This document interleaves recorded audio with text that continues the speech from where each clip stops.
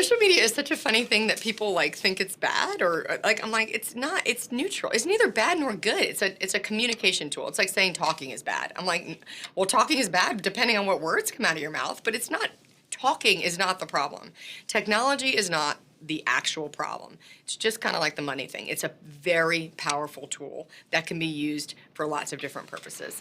The place that I think that people can get themselves a little caught up is in the anonymity of it.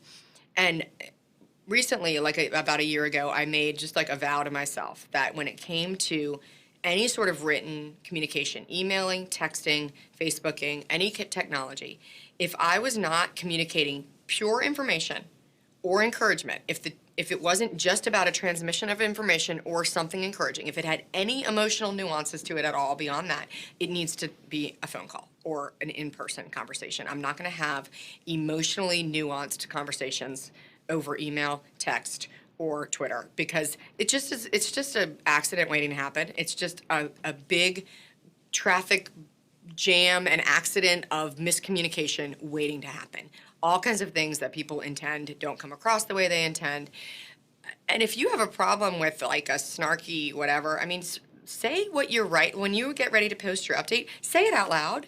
Like if you wouldn't say it out loud, if you wouldn't say it in front of the person, if you're doing this weird underground like passive aggressive comment about somebody that you know, like just think about that for a second and be like, I am a grown up. Like I cannot act this way. So sometimes you need that little bit of just a check. And if you're not sure, just walk away. Like, I'm not saying I love honesty.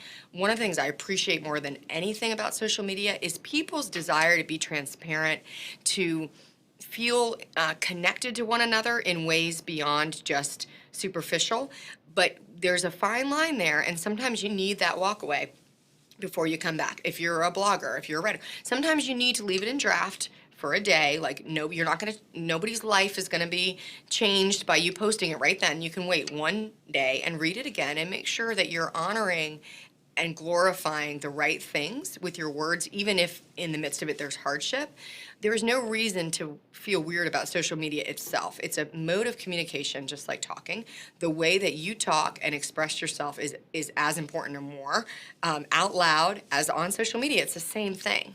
So the other thing that's interesting about it is it can be a little bit addictive, I think.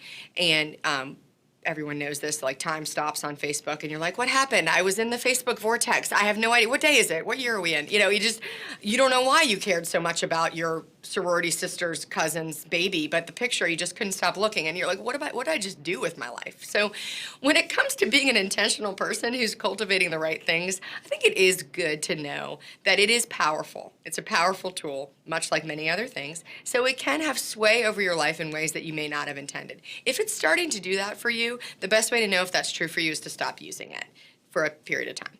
If you think that you may be addicted to your phone and your Instagram feed and your Facebook, well, don't use it.